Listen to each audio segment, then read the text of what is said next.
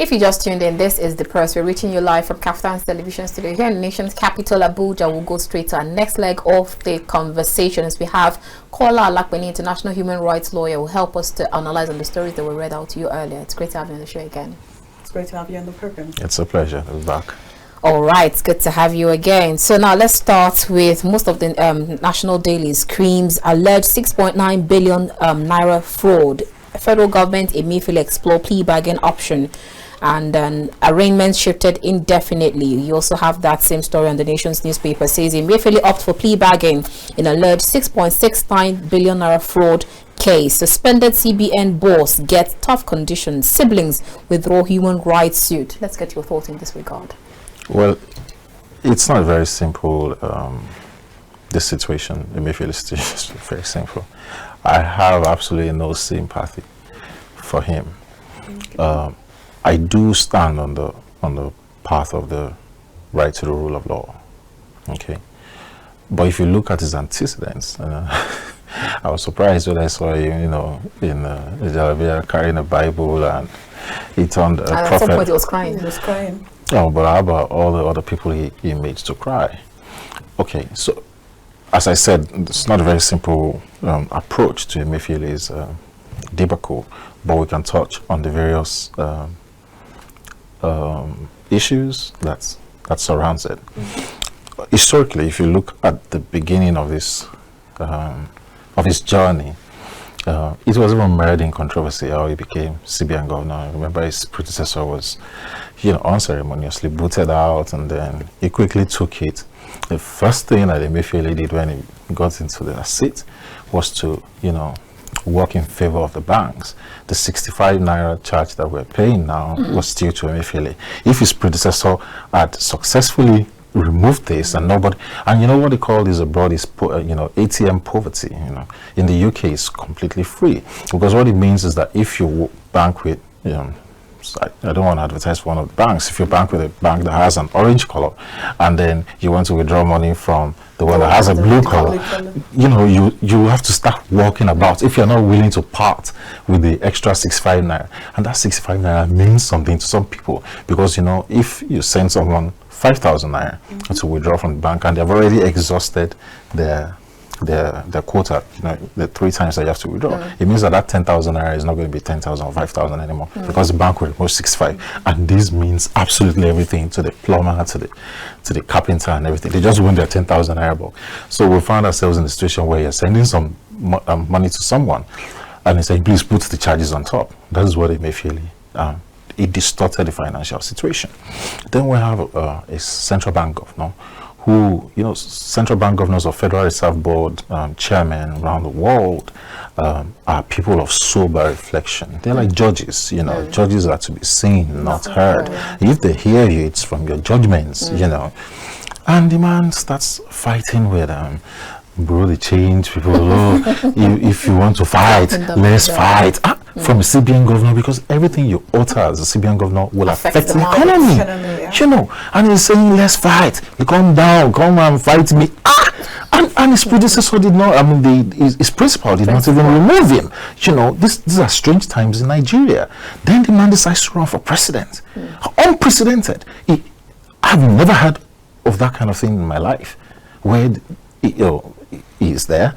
Is supposed to be in charge of the sensitive voting materials.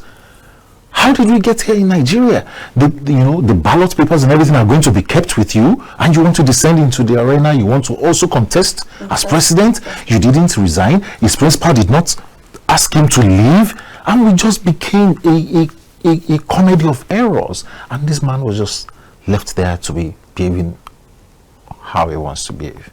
Okay. There were even rumors, I think our very good friend Shore reported one time like that some people hacked into the central bank, system, and they stole some money, and we heard the recording, whether it was doctored or not, where he was trying to plug. All sorts of things happen on this man. Those are the antecedents, okay? Naira change, well, it's neither here nor there. You could say, if I were to argue for him, I would say, okay, the man sanitized the system and made sure that money was not flowing around during election period, and we de-emphasized money. But what also happened was people just simply started spending the US dollar. If you can't access the naira, give me the dollar equivalent. The poor people were the ones who suffered. You know, I was supposed to return to Nigeria. My friends were asking me, are you sure you want to go? People are sleeping at the ATMs. But what about the pensioners? What about, you know, the ordinary people who had no means, you know? And we've been talking about making sure that everyone comes into the banking system. What happened with Emefiele's naira change policies that people are going to think twice? Should I really be keeping my money in the bank? If I do keep my money in the bank, I will have some stashed away in the soil at the back garden where you have the banana tree, like our grandparents used to do, right? Put it in a nylon bag and put it in a pot in case the government decides they want to try anything funny, and I will not be able to access my money. From the legal point of view, Emefiele went to court, okay, and got a restraining order. He's the one who, the CBN governor, sued the government and SSS and everything for his own protection, and went to court and said, you know, they shouldn't arrest me and everything until this matter has been resolved. Okay, there was a valid court order from a court of competent jurisdiction, and the DSS disobeyed that. And I blame, well, maybe blame is not the right word to use, but I think the judge, the second judge, that is, that it took the matter before, should have been circumspect and said, okay, there is a valid court order. You, SSS, you are in contempt of court. You do not obey this court order. Therefore, I'm declining. Which was what the third judge did when, you know, they went again to court and said, no, this is an abuse of court process. You know, go and sort yourselves out. The shame which we have, and you know, Justice Owebo had to say that the government of Nigeria doesn't obey court orders. Thank God that prison official did not lose his life. I mean, it was bizarre. Because I hear it says shame. Now, are you also speaking that shame? Does it also touch the judiciary? Because now you talked about the judge. I am a member of the legal profession. Yes, that's what I'm asking. It is shameful, and I'm sure that this is... beg the question, there is no respect for rule of law in Nigeria. It is obvious. And this is going to be discussed at the NBA conference, and I hope you send your crew there. There's going to be a week of the NBA conference starting on Friday with the Jumat service. Saturday will be the health walk. Sunday will be the church service. Unfortunately, NBA has left out the Isheshe people as well because religious freedom. It seems as if we have only two religions in Nigeria. We should have a day where we could have also celebrated traditional worshippers, since we've decided to be including the religious theme into the NBA programs. Anyway, the conference starts properly on Monday, and you know, we have the main one, and then you have various breakouts, and I'm sure these contemporaneous issues would be distilled by the NBA. You know, they will talk about this. What has been happening has turned us into a laughing stock internationally.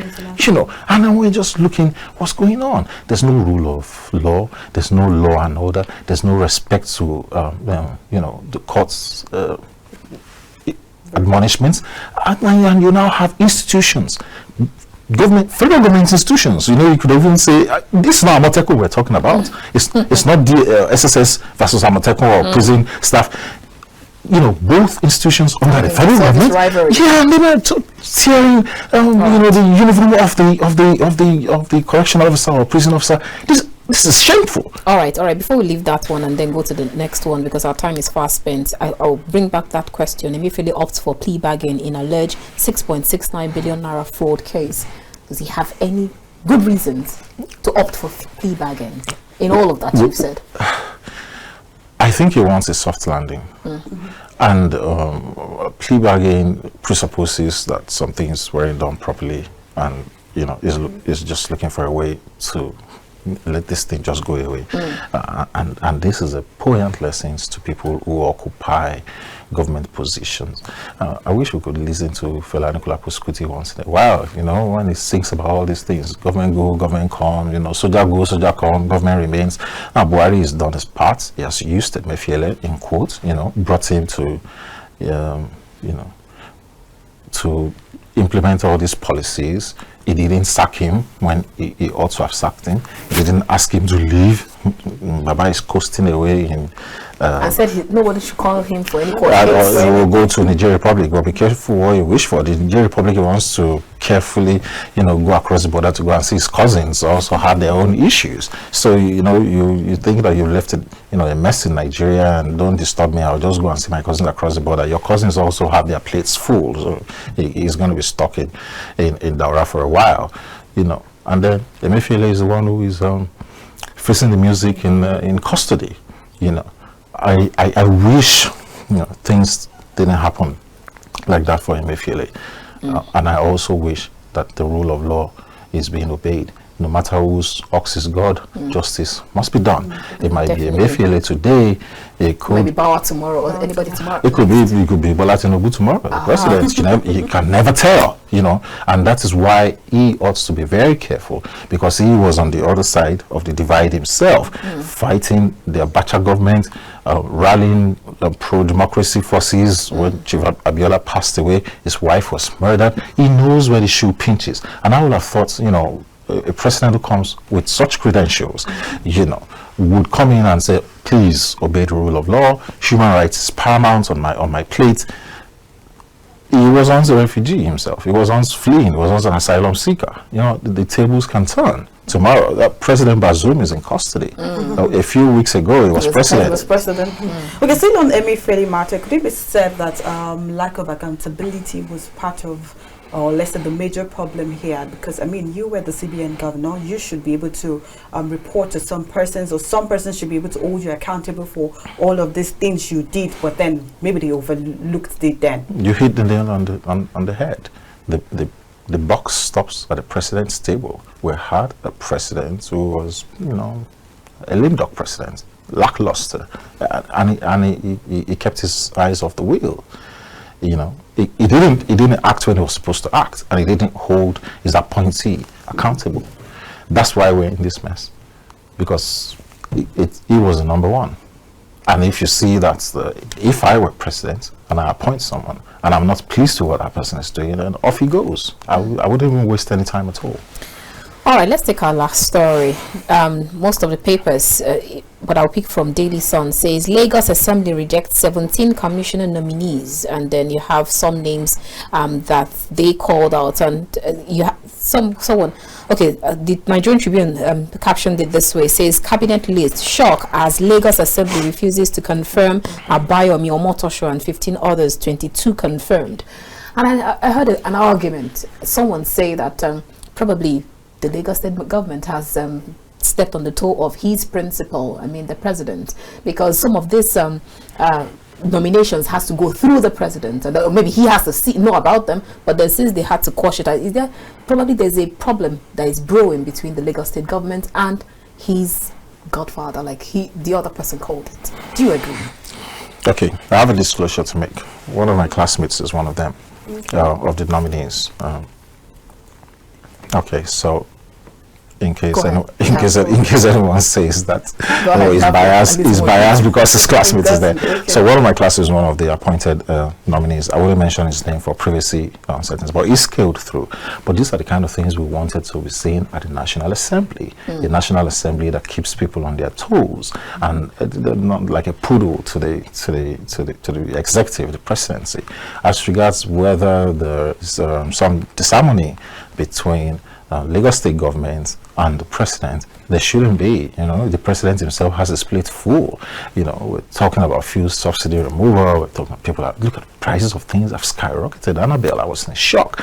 My fuel tank used to cost like 13,000 fuel. When I returned, it cost about 60,000. It's like 60,000 naira to cost. I was in shock.